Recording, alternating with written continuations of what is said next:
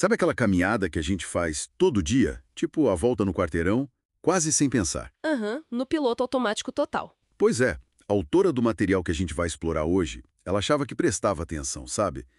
Mas aí percebeu que perdia quase tudo. Nossa, como assim? Era como se fosse quase cega para os detalhes ali na frente dela. Que interessante isso. Então, nossa conversa hoje é sobre isso.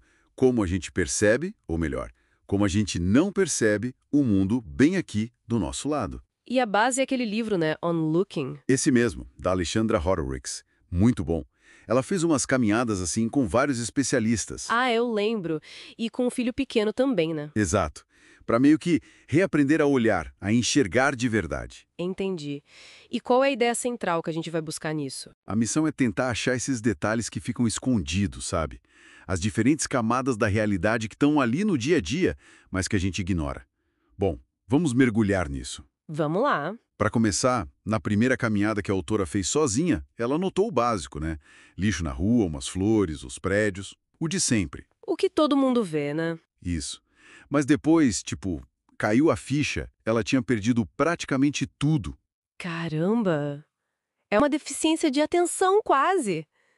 Normal, então. Parece que sim. Bem humana. A gente vê, mas não enxerga de fato. E ficou muito claro o contraste quando ela andou com um filho pequeno. Ah, a perspectiva da criança. Muda tudo, imagino. Totalmente. Para criança, andar na rua é tipo uma aventura sensorial. Explorar a textura do muro com a mão, sabe? Parar pra sentir o vento. Isso. Catar pedrinha do chão. O mundo para eles não é essa coleção de coisas organizadas que a gente vê. É, mais fluido. Mais direto nos sentidos. Exato. Uma experiência sensorial muito mais intensa. Quase uma mistura de sentidos, talvez. Ela até menciona algo como sinestesia. Faz sentido. A gente vai perdendo essa capacidade, né? Por que será? Pois é, por que a gente perde isso? Então, essa é a chave. O que acontece é que a atenção ela funciona como um filtro poderoso e, na verdade, necessário. Necessário. Para quê? Para sobreviver. Nosso cérebro ele evoluiu para focar no que era crucial: comida, perigo, uma oportunidade ali. E para fazer isso direito, ele teve que aprender a ignorar o resto. O resto seria, Tudo. praticamente, Essa imensidão de detalhes que a autora chama de muchness. É muita coisa acontecendo o tempo todo e a gente simplesmente não consegue processar tudo conscientemente. então crescer é aprender a ver menos? De certa forma, sim. É aprender a filtrar melhor, a focar. As crianças ainda estão nesse processo. Elas percebem as coisas numa granularidade diferente, mais crua, talvez. E nós, adultos? A gente vê o familiar, o que já conhece, e o cérebro meio que dá uma desligada pro resto, sabe? Fica no automático. Só quando viaja, talvez, num lugar novo. Exatamente. Aí a gente se permite ou se força a olhar de novo com mais atenção. Peraí, quer dizer que o cérebro ativamente tampa a nossa visão para a maioria das coisas para a gente poder focar? Isso é meio chocante. É um mecanismo de eficiência, né? Mas sim, o resultado é esse. E conecta direto com a ideia dos especialistas que ela acompanhou. Assim, eles conseguem furar esse bloqueio, né? Como? É o conceito da imagem de busca, a search image. O cérebro do especialista é treinado para achar padrões específicos que passam batido para nós. Tipo, O exemplo do entomologista é ótimo, onde a autora só via, sei lá, folhagem. verde, só mato. Isso, ele via um monte de informação. Um cocozinho de percevejo numa folha indicando que ele está por ali. Ou aqueles túneis minúsculos, sabe? Que bicho faz dentro da folha? Exato, larvinhas cavando. Para ele, cada sinal desses conta uma história. Caramba! Então, o que para mim é só uma folha qualquer, para ele é tipo um outdoor de insetos. Precisamente. E o geólogo que andou com ela, a mesma coisa. Olhava para as pedras da calçada, para o asfalto. E viu o quê? Piche e pedra. Não só isso. Via a história da terra ali. Reconhecia o asfalto não só como algo artificial, mas a origem natural daquele material.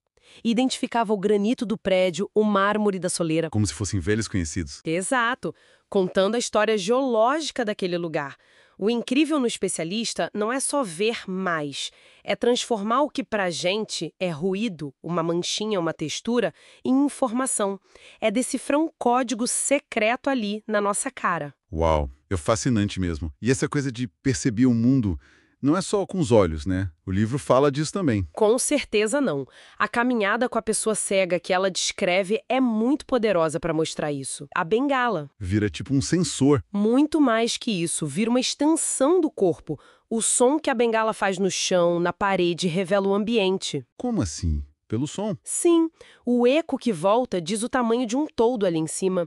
A proximidade de uma parede pela reverberação é uma leitura do espaço pelo som e pelo toque. Nossa, e o cérebro consegue processar isso? Usar áreas que seriam da visão para ler o som e o toque? Que adaptação! Fantástica, né?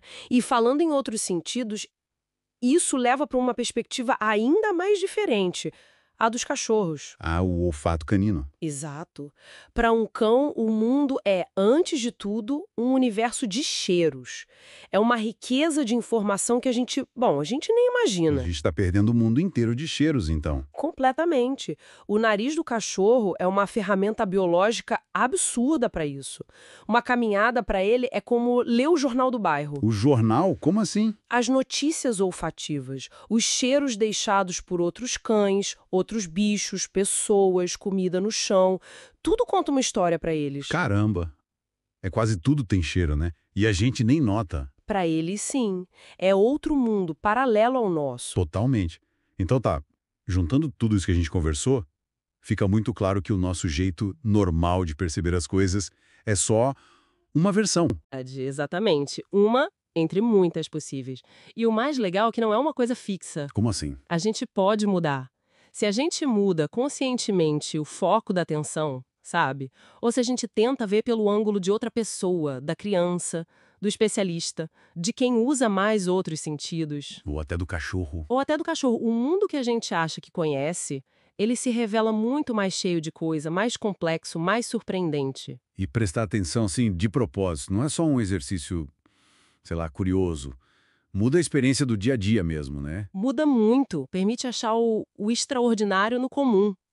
Pode até ser um respiro, sabe? Um jeito de lidar com essa sobrecarga de informação toda. Um convite a focar de verdade no que está perto. Isso, se reconectar com o presente, com o lugar, mostra que a realidade que a gente percebe é uma construção ativa e a gente tem o poder de mexer nessa construção. Faz muito sentido. Bom, então fica aquela provocação final, né? Que detalhes visuais, sonoros, talvez até cheiros, podem estar escondidos por aí, naquele caminho de sempre, só esperando para serem notados? Exato, que imagem de busca diferente, que filtro novo a gente poderia escolher usar na próxima vez que sair na rua. Para ver o familiar de um jeito completamente novo. Fica aí a ideia para pensar.